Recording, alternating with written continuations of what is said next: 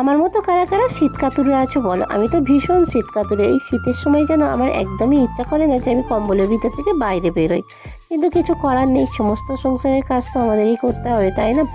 আর সোনাই হওয়ার পর থেকে কিন্তু আমি এমনিতেই সত্যি এই ঠান্ডার সময় 8টার আগে ঘর থেকে বের হই না, কেন সোনাইয়ের ঠান্ডা লাগবে সেই কারণে। তো সকালবেলা উঠে ফ্রেশ হয়ে আর এই যে দেখো একটু সকালে যেটা খাই আমি সেটা খেতে খেতে এদিকে এসে দেখছি এই যে গাছের গোড়ায় একটুও জল নেই, জানো তো।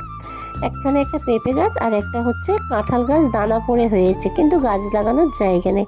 ঘরের পাশে এইটুখানি একটুখানি উঠান মতো আছে, তাতে সেখানেই কিন্তু এটা হয়েছে।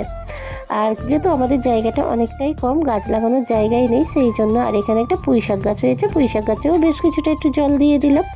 আর এই যে দেখো কালকেরে একটা দাদাকে বলেছিলাম যে একটু ছাঁচি কুমড়ো দিতে, এই যে এটাকে ছাঁচি কুমড়ো বলে তো তোমরা অবশ্যই কমেন্টে জানিও। আর ছাঁচি কুমড়োটা এই যে প্লাস্টিকেই ছিল সেটাকে বের করে নিলাম আর সোনাইকে ঘুম পাড়িয়ে দিয়ে। আর এই যে দেখো যে কত জামা কাপড় আমার এখানে, দেখো তোমাদেরকে একটু দেখাই, দেখো এই যে মানে সোনাইয়ের আর আমার করে অনেক জামা কাপড় কাচা হয়েছে, কিন্তু পাট করা হয়নি, জানো তো, কেচে রেখে দেওয়া হয়েছে। আর এলোমেলো থাকলে দেখতে বাজে লাগে, এই যে আমি সুন্দর করে একটুখানি গুছিয়ে নিলাম। আর গুছানো থাকলে বেশ দেখতে ভালো লাগে, যেমনই হোক কিন্তু দেখতে খুব সুন্দর লাগে। আমার তো বেশ ভালোই লাগে, এলোমেলো থাকলে ভালো লাগে না।